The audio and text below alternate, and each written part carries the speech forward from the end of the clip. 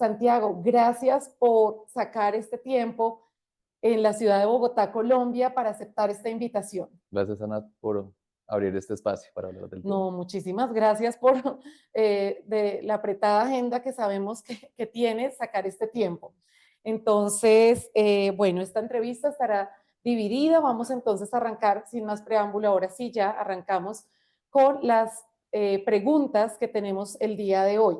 Para el público que se conecta, que de pronto no es del área de ciencias, ¿podría hablarnos, Santiago, cuáles son las características generales de la palma de cera? ¿A qué altura llega?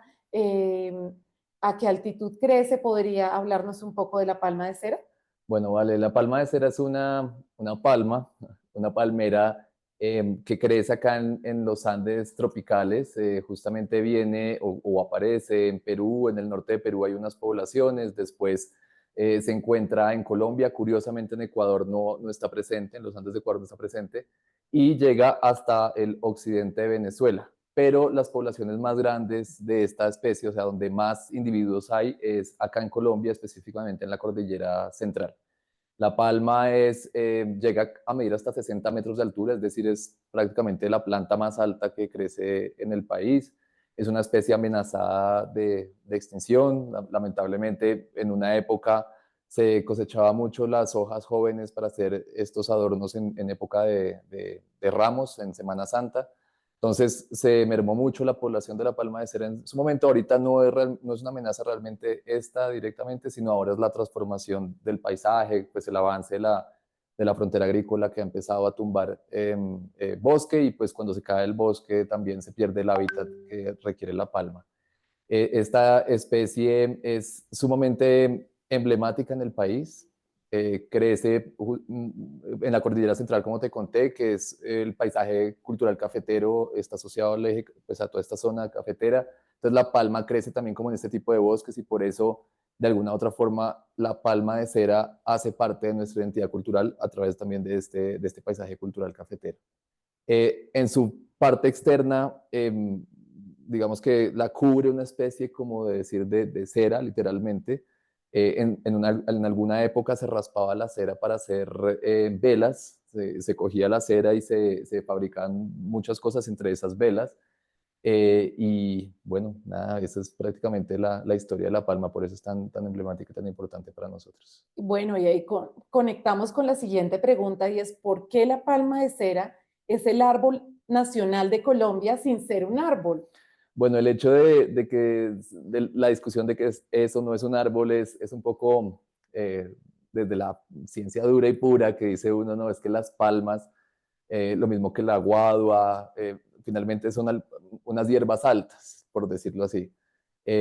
Cuando se habla de que son árboles es porque tienen un crecimiento secundario que forma la madera que nosotros conocemos y pues la que se usa normalmente. En cambio, las palmas y las hierbas que crecen altos lo que hacen es que no generan ese crecimiento secundario en la madera, entonces no se habla de madera. Entonces no se debería hablar de árbol cuando uno habla de una palma de cera. Aún así, el hecho de que crezca y se levante del suelo y que alcance semejante altura, más de 50, llega hasta los 60 metros, hace que pues comúnmente los llamemos árboles. Entonces, en su momento el país, cuando estuvo buscando símbolos patrios, quiso buscar justamente una planta que fuera emblemática del país, y encontró que esta especie que se asocia al paisaje cultural cafetero, que es tan alta, que es tan imponente, nos representaba. Entonces, yo pienso que por eso se considera como el árbol nacional de Colombia. Es decir, a ver si entendí, Santiago, la palma de cera no tiene, cuando cortan un árbol, hay unos anillos, ¿cierto? Sí, Que en la mayoría indican la edad Ujú. del árbol. La palma no tiene estos. No tiene esa misma estructura, ¿no? Uno puede saber, estos anillos en los árboles ayudan mucho a saber la edad de los árboles. En muchos casos, digo, no es en todos, pero la palma, por el contrario, no tiene ese mismo tipo de arquitectura, por decirlo así, del tallo. Y la edad se sabe más es por las marcas que dejan las hojas cuando se caen. Sí, es muy curioso. Gracias por la aclaración. ¿Cuál es el ciclo de vida? ¿Cómo es el ciclo de vida más bien de la palma de cera? ¿Cómo? Es una especie muy longeva, también esto es importante mencionarlo. los individuos pueden, o se habla de que pueden llegar a vivir hasta 200 años, es decir, son sumamente longevos. Lo que pasa es que la palma hembra bota los frutos caen al suelo o son dispersados por animales y en el suelo germinan. Pero ellos requieren cierto tipo de sombra para que la germinación pues sobreviva un buen tiempo, empiece a adaptarse pues al ambiente, etcétera, y ya después, cuando ya las palmas tienen una altura más o menos considerable, sí requieren una buena luz para empezar digamos, a echar para arriba, O para sea, crecer. en la etapa inicial Necesitan necesitas sombra, sombra. necesitan mucha sombra, eh, Ujú. que es lo que hace difícil que las palmas dejen hijos en potreros, porque en los potreros les entra la luz de forma directa, entonces mueren muchos de su descendencia. Pero también la palma necesita esa sombra al principio y después en algún punto de su juventud, digamos, necesita luz para poder salir a la superficie del bosque. Entonces necesita esa combinación de bosque intacto y de bosque lo suficientemente maduro para que también cuando se abran claros en el bosque entre la suficiente luz para que los jóvenes sigan para arriba. Podemos aclarar que es un claro del bosque. Entonces, un claro del bosque es cuando los bosques crecen, maduran, etcétera, pero necesitamos árboles viejos que eventualmente se caigan dentro de los bosques para que se arme un claro, literalmente, un hueco en el bosque, en el dosel del bosque, digamos, viene el bosque así cubriendo la superficie, pues que se arme un huequito que permita la entrada de la luz, eso se le llama un claro en el bosque. Entonces Gracias. las palmas jóvenes necesitan esa luz también en algún momento para salir del bosque. Sí, es complejo, no es tan sencillo como uno cree que ya sembrando van a hacer la palma. Sí, y se comete mucho el error de pronto de sembrar palmas, digamos, con la idea de reproducir la palma, uno lo termina sembrando a alturas que todavía no aguantan suficiente luz, entonces terminan muriendo muchas de ellas. Eh, Mm, y el hecho es que también para sembrar palmas que alcancen la altura suficiente para que soporten la luz, son palmas de más de 20, más de 30, pueden llegar a tener 30 años para que tenga la altura suficiente para sembrarse en un potrero. Entonces, es difícil la reproducción de la palma en cierto modo. no, Ujú. claro, no pensé que demorara tanto. Sí, demora un montón.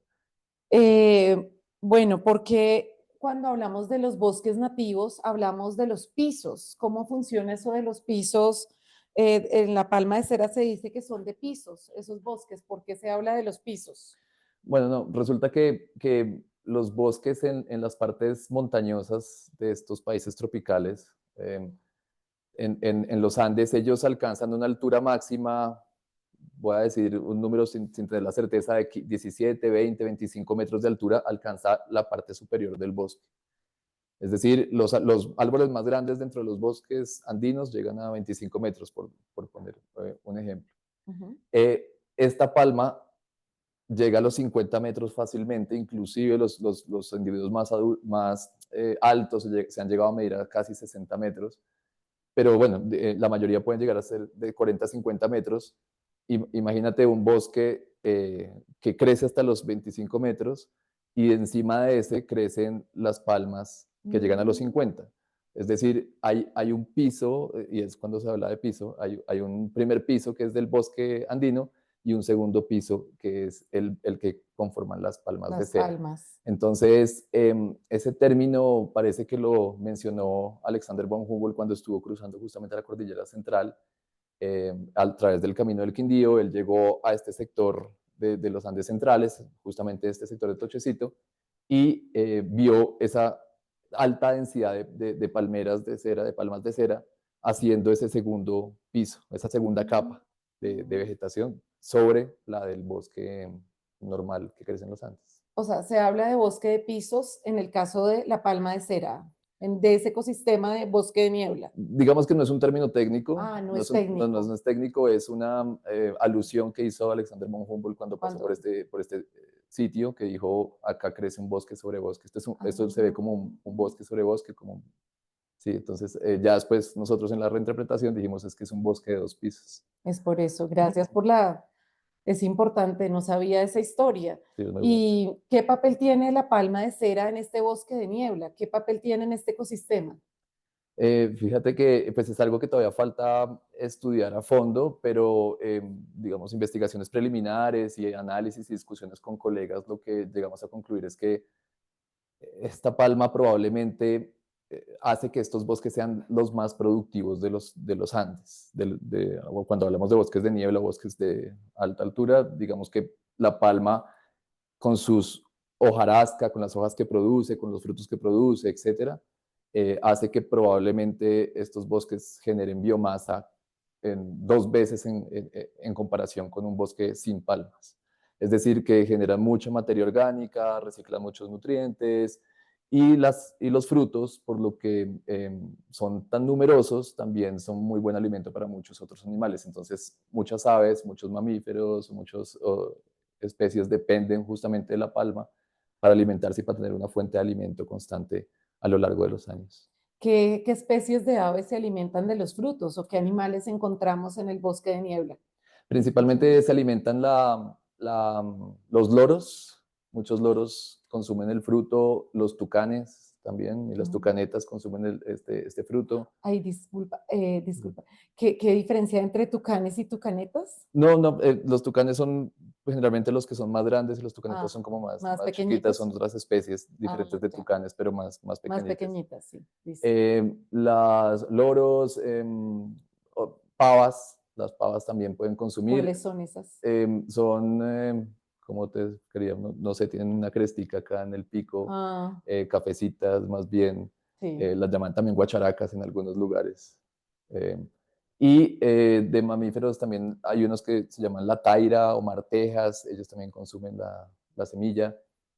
No, en general, pues, y es que las palmas en general tienen un fruto muy rico en nutrientes y en aceites. Entonces, todos los frutos de palmas que nosotros, como el chontaduro, que nosotros comemos, etcétera, es muy rico en nutrientes. Entonces, lo mismo pasa con la palma de cera en donde ella habita, alimenta a un montón de animales.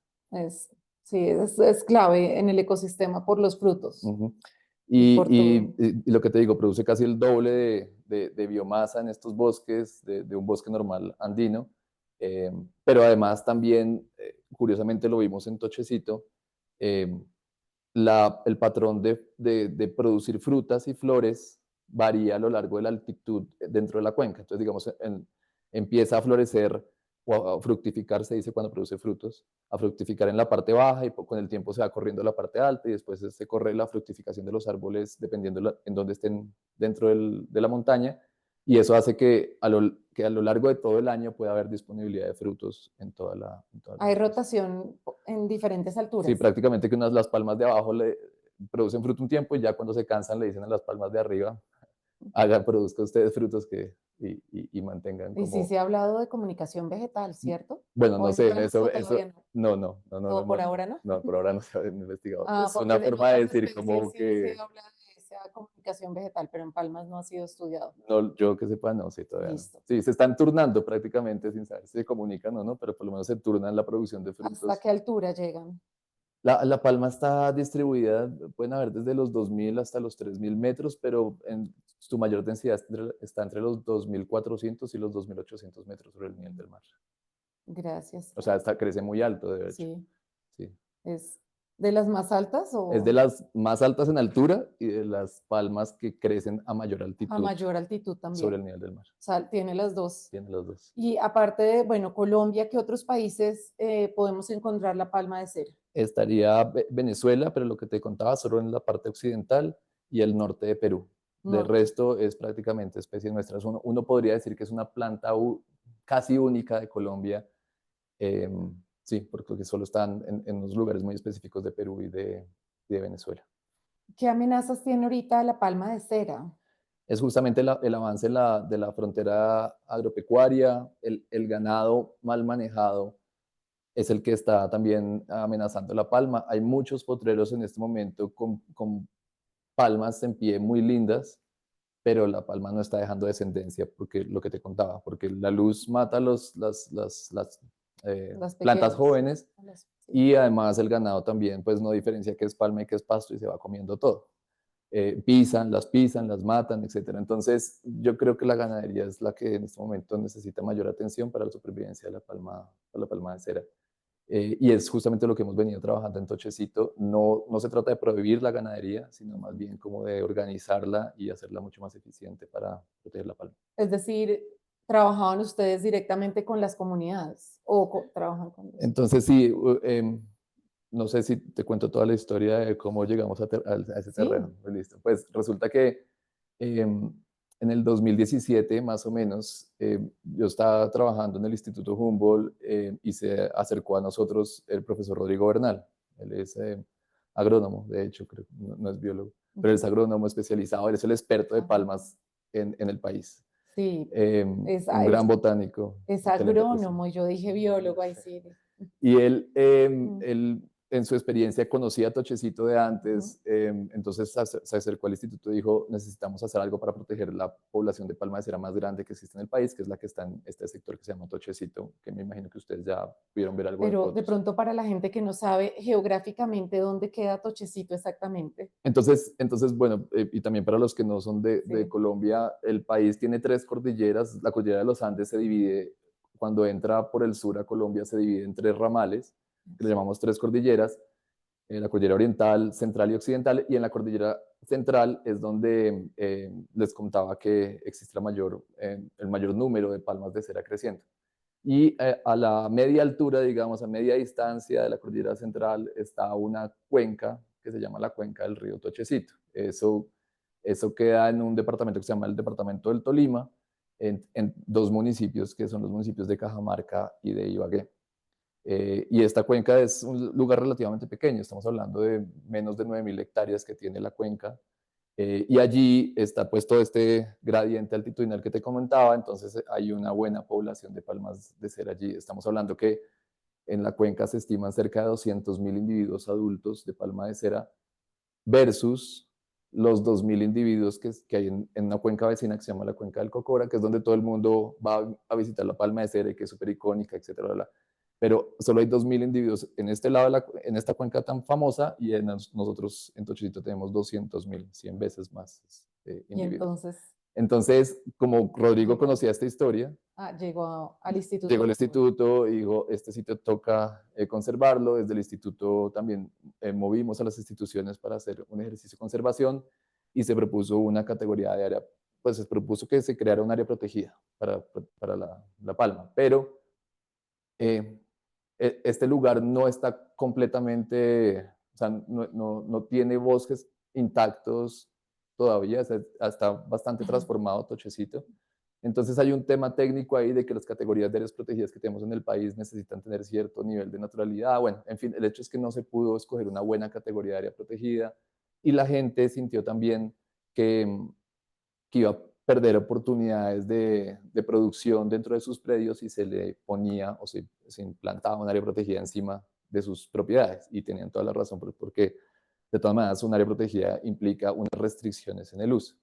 Entonces fue como un ejercicio que hicimos desde instituciones, diciendo qué es lo que tocaba hacer en la zona, y después nos dimos cuenta que el ejercicio tiene que ser al revés. No es nosotros desde las instituciones proponiendo lo que hay que hacer, sino más bien desde terreno, los que viven allá, que propongan qué podemos hacer para cuidar la palma de cera. Y eso fue un ejercicio que ya después desarrollamos más adelante entre el Instituto Humboldt y otras organizaciones que estuvieron en campo. ¿Cuántos años?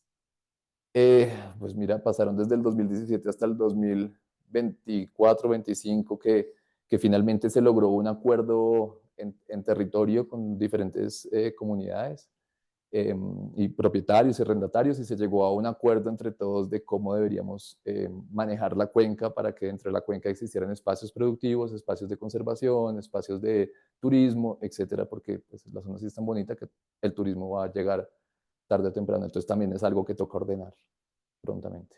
Y podemos saber cómo son esos acuerdos a nivel general, a qué se llegó. Sí, bueno, pues tocaría mostrar un mapa, pero más o menos la Sí. idea es que con varias fincas, bueno, primero se acordó dentro de la cuenca decir qué zonas se dejan intactas, Ujú. los bosques quietos, qué zonas se dejan para restauración ambiental, es decir, para dejar recuperar ecosistemas y bosques, qué zonas se van a dejar con producción sostenible, es decir, dónde va a haber ganado, pero bien hecho, bien organizado, y qué zonas o qué rutas son las indicadas para promover actividades de turismo. eso en cuanto a organizar espacialmente, digamos, la cuenca, ordenar la casa, digamos, en términos espaciales. Pero también se empezaron a implementar actividades o estrategias de conservación. Entonces, algunas fincas decidieron convertirse en reservas privadas, reservas naturales privadas. Otras fincas quisieron hacer un mejor manejo de sus aguas residuales, entonces pues desde las organizaciones se les apoyó en construir pozos sépticos. Otras decidieron cercar sus bosques o los palmares para que el ganado no entrara a los bosques y no alterara los bosques ni los palmares. Entonces hubo un tema de cercados. Y algunas fincas que tenían interés de turismo decidieron mejorar su infraestructura de turismo para recibir gente y que sea también como la alternativa económica en la zona. Entonces hay como una gama de actividades que se han puesto sobre la mesa y que se quieren, y se identificaron inclusive algunos predios que la gente quiere vender que podrían ser eventualmente un área protegida pública. Esto sí, como un sitio donde ya existe una categoría pública, que es algo que tiene que hacer el país tarde o temprano, está obligado a hacerlo, de hecho, a crear un área protegida para proteger la palma de cera del país, está obligado a hacerlo, pero no ha ubicado el sitio. Entonces probablemente pueda ser acá en algún sector de la cuenca promover esa categoría de área protegida. O sea, Tochecito es se puede decir, que es el bosque de palma de cera más grande del mundo. Es el bosque de palma de cera más Es grande el del mundo. bosque de palma de cera. Por eso es que está obligado el país a hacer esto. Por eso el país está obligado, la ley que declara a la palma de cera como símbolo patrio, obliga también al Estado a adquirir predios, perdón, Sí. para consolidar o crear un área protegida para conservar la palma de cera. Y esa tarea no la ha cumplido desde el 85, no la ha cumplido el país. El Estado no la ha cumplido. Entonces, Tochecito es una gran oportunidad para que pues, se pueda hacer un área protegida de este estilo, o no necesariamente en toda la cuenca, sino en un sector específico de la cuenca donde se puedan adquirir los predios estratégicos. Muy interesante la historia, pues me queda la duda. eh, Rodrigo Bernal, el agrónomo, él dio una entrevista al diario El Espectador en el 2016, luego dio otra al diario El Tiempo en el 2018, pero él reportó 600.000 palmas en ese momento. Sí. Y ahorita el último censo son 200.000. Sí, sí, pero no se trata de que se hayan muerto palmas, ¿No? no. Es, Es más la forma en cómo metodológicamente veníamos precisando la información. Entonces, en su momento, pues Rodrigo, como conoció esta zona, él visualmente intentó hacer una extrapolación en este pedacito hay tantas palmas adultas, entonces si yo lo extrapolo al resto de la cuenca, me da 600.000. Ya después, desde el instituto hicimos una salida con biólogos y ecólogos a hacer más censos, o sea, hicimos unas parcelas de vegetación, se llama eso, se hacen unos censos, se cuentan las palmas, y el número bajó a 450.000. Sin embargo, sigue siendo gigantesca la población de todas formas. Pero últimamente otros investigadores nos han hecho llegar pues, sus estudios con sensores remotos, con imágenes satelitales, entrenan, no sé cómo lo hacen, pero entrenan las plataformas con inteligencia artificial, yo qué sé, para que los sensores cuenten las palmas, o sea, para que el mismo sistema cuente las palmas, y el último censo dice que pueden ser 200.000 palmas adultas. Que sigue siendo igual la población más grande del país. Es decir, le sigue, después de Tochecito, el siguiente sitio donde más palmas hay es Roncesvalles, que es también en el Tolima. Y así hay varias poblaciones en la cordillera central, pero sigue siendo esta de lejos la más grande. O sea, la que te digo de Roncesvalles puede tener 30.000 palmas adultas versus los 200.000 de Tochecito. Y la población que puede hacer para ayudar a la palma de cera, los que están en el Tolima, porque sembrar una palma de cera no es tan fácil, según lo que Sí, no es tan fácil. Bueno, Santiago ha sembrado palma de cera. he sembrado palmitas, pero he sembrado chiquitas, pero muy pegadas al bosque para que les dé sombra. Yo creería que hay que, por lo menos en esta zona de Tochecito, invitaría a que la gente visitara la zona y viera la maravilla y consumiera los servicios que ofrece el sector del turismo dentro de la cuenca. De esa forma, pues las personas que viven allí verán algún incentivo económico de cuidar la palma. Ahora, sin embargo, tampoco invito a que vaya la gente en masa porque todavía falta ordenar el turismo dentro de la cuenca, pero por lo menos que sepan que hay un sitio donde se está protegiendo. Y lo otro es, de pronto también generar conciencia pública, presión a las entidades de gobierno para que intenten generar el área protegida lo más pronto posible y gestionar los recursos para la compra de predio de los sitios donde puede estar la palma de cera. Sí, es Ah, algo y en Semana Santa, pues obviamente no comprar adornos que de vengan de palma. palma de cera. Sí. O sea, las palmas que normalmente venden, esas son de palma de cera. Creo que ya no, eso ¿Ya ya está no? prohibido y Ajá. entiendo que la Iglesia Católica en su momento se sumó a la campaña de conservación de la palma de cera y buscaron alternativas para que la gente use otro tipo de hojas, otro tipo de adornos que no vengan de palma de cera. Sí, creo, digamos que el rol de la Iglesia en su momento fue muy importante para Para evitar frenar. y para frenar el daño que se estaba haciendo. No, gracias por esa explicación. Ujú. Eh, Antes de dar paso al público, entonces, si alguien quiere llegar a Tochecito, ¿cómo llega a Tochecito desde Bogotá? Bueno, hay dos entradas, tres inclusive, pero las más fáciles son llegar por Cajamarca. Una. En Cajamarca hay una vía destapada, pero relativamente en buen estado, que va hasta el corregimiento de Toche. Toche es un corregimiento de Ibagué, pero pues se llega principalmente por Cajamarca. Hay otra carretera de Ibagué que llega directamente a Toche, pero es un poquito menos, está en peor estado. Y de Toche ya es prácticamente ahí la entrada por la parte inferior de la cuenca. Uno también puede entrar por la parte alta de la cuenca si uno llega a Salento, que es este Mm. municipio que todo el mundo visita para visitar la Palma de Cera en Cocora. En Salento, en el Quindío, uno puede también subir y llegar a la parte alta de la cuenca y de ahí se ingresa. Es una carretera destapada, no es, o sea, toma su tiempo, es mejor contratar un Willys, Ujú. nuestros famosos Willys, y entrar por ese lado. En todo caso, sí sugiero que contacten a las empresas prestadoras de turismo, especialmente los comunitarios o las locales, que están ya organizadas y ya saben con qué propietarios pueden, o arrendatarios pueden consumir los almuerzos, con quienes pueden hacer las cabalgatas, con quién pueden hacer el hospedaje.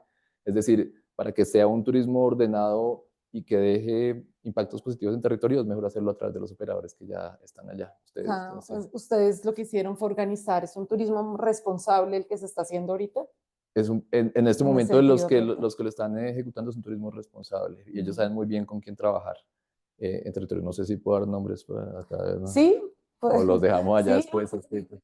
Porque son dos empresas que son locales, que es Vulcano Trips y Andina Trips. Vulcano Trips y Andino Trips. Andina Trips. Ellos sé que están trabajando eso y han participado en todos los talleres Mm. de cómo conservar mejor la cuenca. Debe haber más empresas, pero pues hasta donde yo me acuerdo Las, estaban esas dos estas principales. dos empresas. Ajá. No, pues gracias por esas explicaciones, están muy claras. Damos paso en este momento al público y a los comentarios o preguntas que tengan.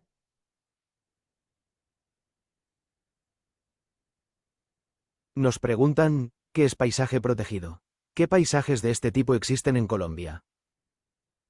Bien, sí, justamente en este ejercicio que hablamos de conservar la cuenca donde hubo un diálogo con diferentes instituciones y con diferentes actores, entonces se construyó un modelo que llamamos paisaje protegido.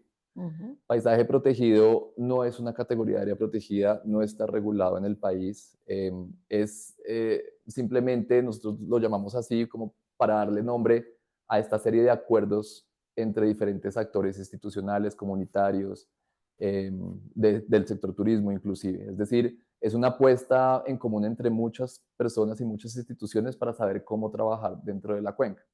Eh, Hablamos también de paisaje justamente porque la zona tiene un paisaje muy bonito y cuando hablamos de paisaje no solo hablamos de la conservación de la biodiversidad, en este caso de las palmas, sino que paisaje es un término también que incluye a la gente.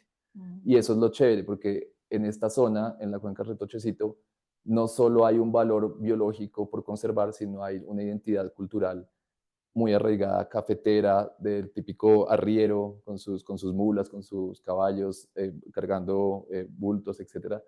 Esta identidad cultural y arquitectónica que existe también es interesante conservarla. Y allí, por aquí, por esta cuenca también pasa el camino del Quindío, el antiguo camino colonial, que es por donde pasaron muchos personajes ilustres, entonces también tiene una importancia histórica. Entonces el término paisaje nos permite hablar más allá de biodiversidad y también nos permite hablar de cultura, de historia, de gente. Entonces, por eso hablamos de paisaje. Y como les comenté, pues no es una categoría de área protegida, pero sí dentro de su concepto grande puede caber diferentes estrategias de conservación allá adentro. O sea, el paisaje protegido involucra trabajar directamente con la comunidad. Y, Implica reconocer que existen unos valores culturales y mm, sociales por conservar y con quién deberíamos trabajar, sí, justamente. Involucra. o sea, ustedes han trabajado todo el tiempo de la mano con todos los que viven en la zona. Últimamente, sí, al Sí, principio, como te conté, al principio sí fue una apuesta institucional y generó choque en territorio, pero desde ya. que empezamos con diálogo, las cosas mejoraron un montón y ahorita hay mucha voluntad de propietarios y arrendatarios de vincularse al proceso. Mm, Qué buenas noticias esas. ¿Listo? Seguimos con las preguntas. Nos hacen la interesante pregunta, si nos excedemos en las plantaciones de palma, ¿qué puede pasar?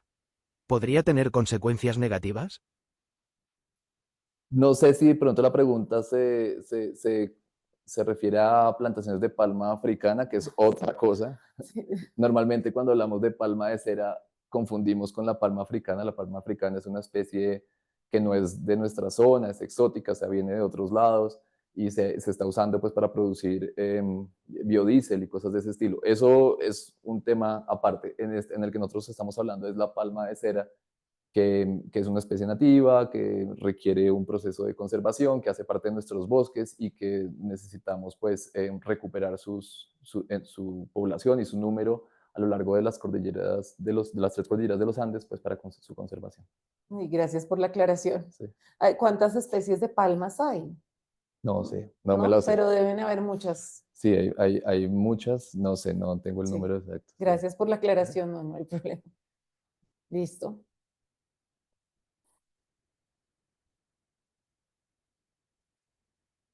Sobre métodos de propagación de la palma de cera, ¿se realiza exclusivamente por semillas?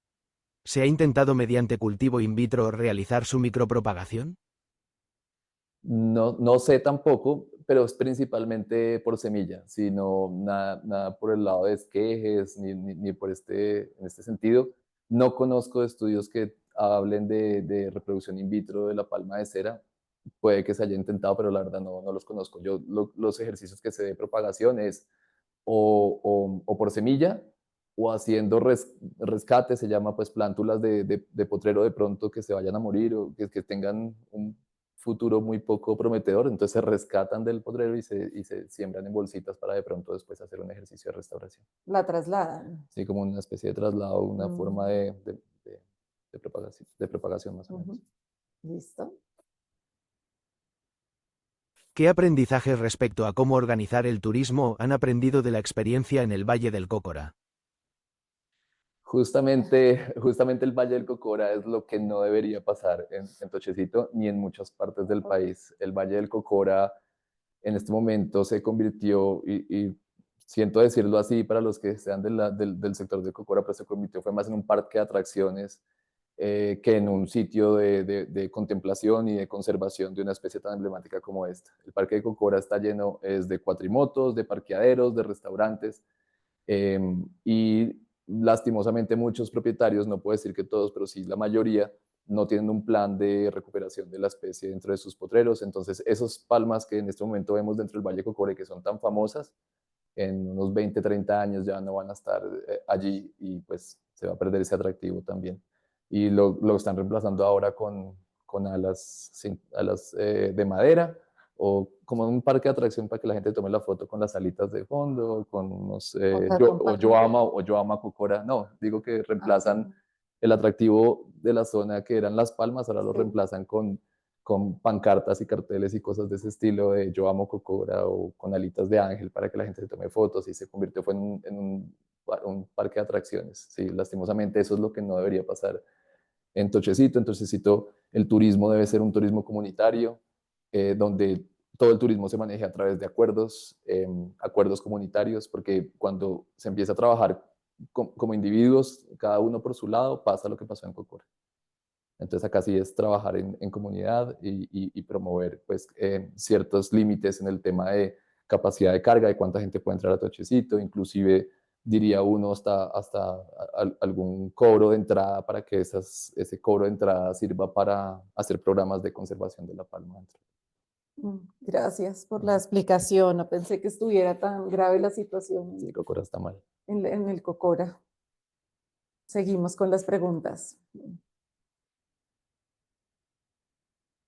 ¿Qué beneficios tiene el aceite de palma de cera u otros elementos que componen la planta?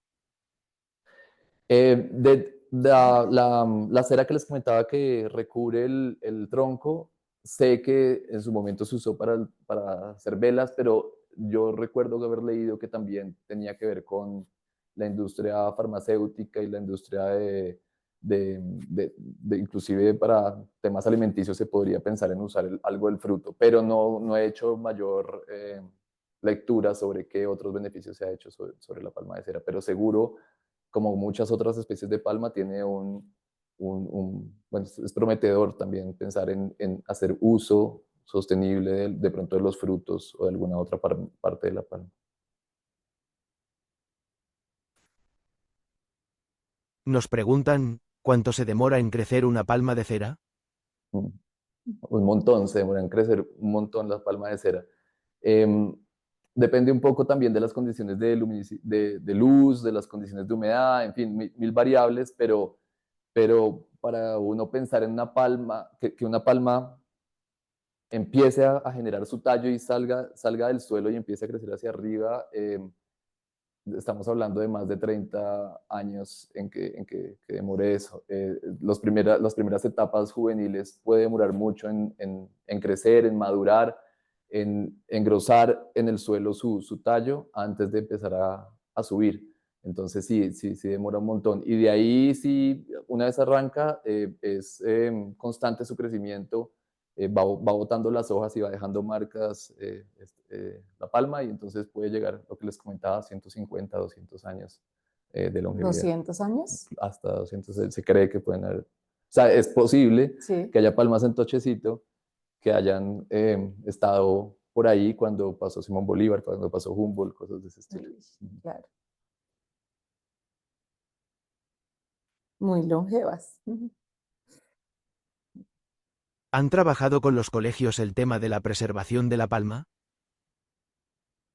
Sí, se hizo un ejercicio en Tochecito, en Toche, en el corregimiento de Toche, de ir a los colegios y llevar a los jóvenes y a los niños a hablar de conservación, a conocer la palma. Sin embargo, es una tarea que sí está muy cruda todavía. Creo que sí vale la pena, por lo menos hablando de los colegios que están en la zona o a lo largo de la cordillera central, sí debería haber una estrategia a mucho más largo plazo y mucho más constante de educación ambiental en colegios.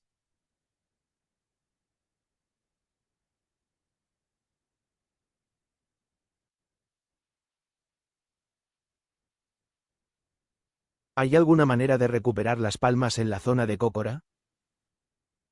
Hay que llegar a un acuerdo con los propietarios para que permitan sembrar palmas con suficiente altura y suficiente edad para que se resistan la luz, para que estas palmas reemplacen a las palmas adultas que están muriendo en pie. En Cocora se necesita es un diálogo y que los propietarios o arrendatarios de esos predios estén dispuestos a hacerlo. En teoría ya hay un área protegida ya, o sea, está el Distrito Regional de Manejo Integrado Cuenca Alta del Río Quindío se llama, pero en la práctica no se está haciendo mayor cosa para recuperar la palma. Entonces es un poco de apelar a la voluntad de los propietarios y también a que las autoridades ambientales puedan tener más dientes, digamos, en el momento de exigir también pues su mínimo de responsabilidad ambiental dentro de los predios.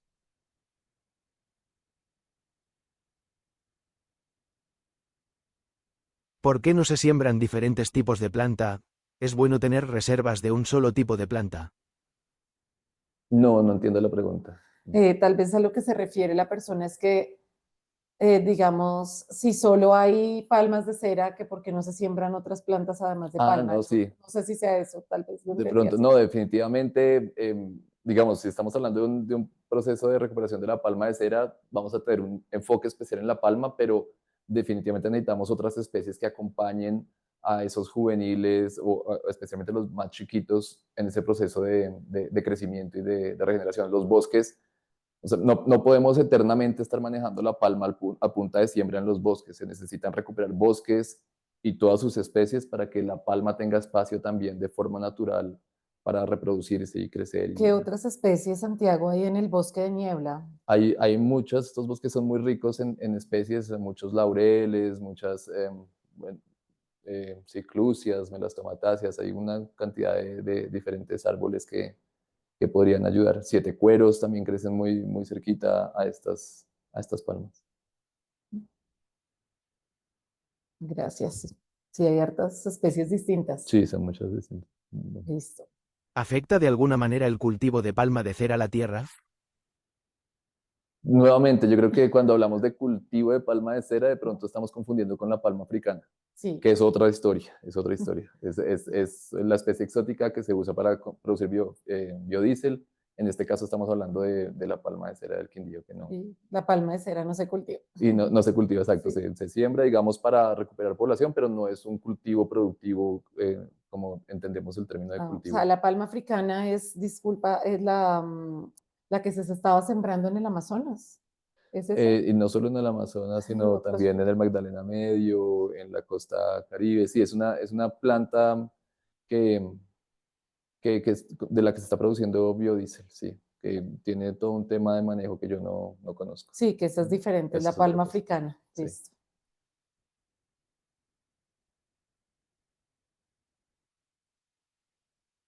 ¿La respectiva autoridad ambiental tiene algún programa de conservación en marcha y que genere educación, participación y compromiso de las comunidades? Sí, la autoridad ambiental que está en este momento en Tochecito es Cortolima. Con Cortolima hemos tenido diálogos constantes, ha apoyado los programas que se han impulsado desde todas las instituciones que hemos estado trabajando en territorio. En su momento yo hacía parte del Instituto Humboldt, pues desde el Instituto Humboldt se apoyó mucho ejercicio, desde WCS Colombia también, y Cortolima ha estado vinculado. Como siempre, las corporaciones de todas maneras tienen una limitante económica y de personal para poder hacer presencia constante en territorio, entonces digamos que faltaría un poco más de presencia, pero es normal, digamos, en lo que pasa con nuestras instituciones ambientales. Sin embargo, sí está allí presente y está interesada en inclusive canalizar recursos de compensaciones ambientales hacia Tochecita. Ah, sí. Sí, para que exista algo más de posibilidad. ¿Se puede producir biocombustible con la palma de cera africana? ¿Se puede obtener también con este tipo de palma de cera? Ni idea, ni idea. Yo creo que todas las palmas en general tienen un gran potencial de generar aceites de sus semillas y de sus frutos, pero ni idea prospectivamente cómo será la palma de cera en este sentido. ¿Actualmente existen propietarios que estarían dispuestos a vender sus tierras para establecer un área protegida más grande? Sí, señor, sí. O sí, señora, no sé quién escribió. Sí, existe en este momento voluntad de venta de varios propietarios, de algunos propietarios, no son muchos tampoco. El tema es buscar los recursos para compra, no es una zona económica en general, el costo por hectárea, entonces entre varias instituciones también estamos en este diálogo y tocando puertas en cooperación internacional, en entidades de gobierno, de pronto con Cortolima y las compensaciones, para que esos recursos puedan hacer una vaca, digamos, o sumar poco a Para poco comprar. para hacer compra de predios. Y creo que, como decíamos, no es necesario comprar todos los predios, sino algunos estratégicos para viabilizar esa creación de área protegida. ¿Se puede saber, Santiago, qué instituciones estaban en Tochecito o están ahorita, qué instituciones privadas? Digamos que fuertemente en Tochecito han estado trabajando el Instituto Humboldt, WCS Colombia, em, Cortolima, Fundación para la Conservación de la Vida Silvestre, con financiación de Naturaleza y Cultura Internacional, también ha estado allí presente. Se me pueden estar escapando otras, pero sé que TNC también ha estado interesada en trabajar allá, sé que WWF indirectamente también ha estado trabajando, Parques Nacionales Naturales de Colombia también ha hecho ejercicios de trabajo allá, el programa JEF Páramos para la Vida, que es un proyecto. Jeff también tiene un ejercicio de conservación en la parte alta, en la parte de páramo, porque la cuenca alcanza a coger el sector de páramo. Ah, sí. En Rewild, que es la organización con la que trabajo ahora, también queremos seguir apoyando la conservación de Tochecito.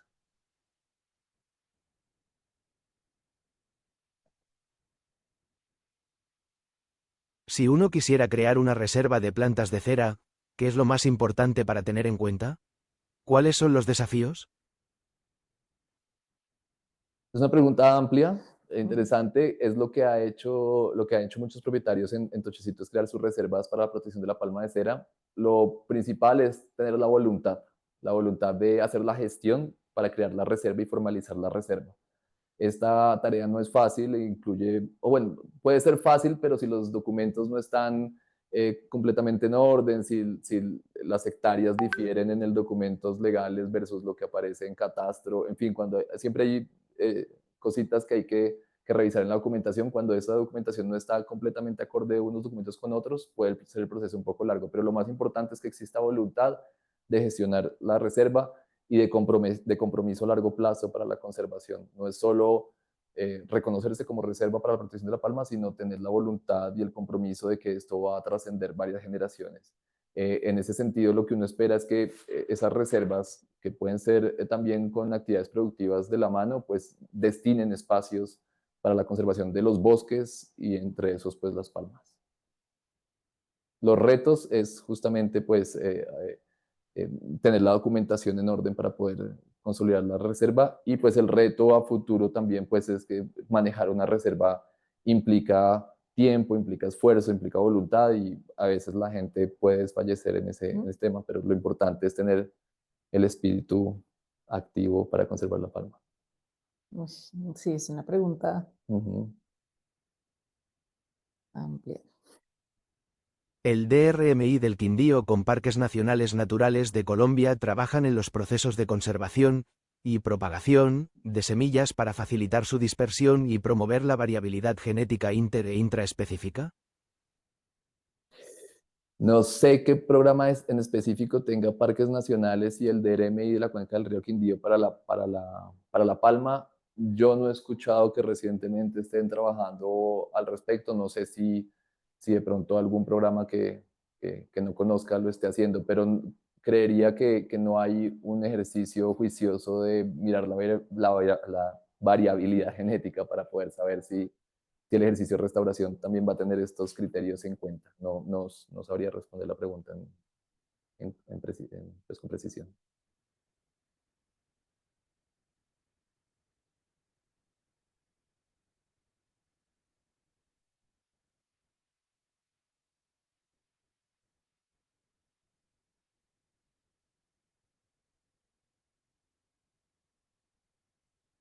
¿Qué hace tan valioso la reserva de Tochecito para Colombia? ¿Hay interés internacional? Hay interés internacional, sí, la reserva, pues digamos que la protección, asumo que por reserva te refieres a la protección en general de la cuenca, o la creación de pronto del área protegida y el reconocimiento de las reservas privadas que hay adentro. Hay interés internacional porque se trata del árbol nacional. Se trata de una especie amenazada de extinción, casi endémica de los Andes, que genera mucha biomasa para los bosques y pues hace que los bosques sean muy productivos y que haya mucha fauna asociada. Entonces, allí también hay presencia de especies de aves amenazadas de extinción. Se considera que es un sitio clave para la conservación de la biodiversidad a nivel internacional, está literalmente catalogado así. Entonces, hay muchas organizaciones internacionales que quieren apoyar la conservación de este lugar. Y pues lo que les digo, como es pues un sitio simbólico para nuestro árbol nacional, pues también esto le da un plus gigantesco.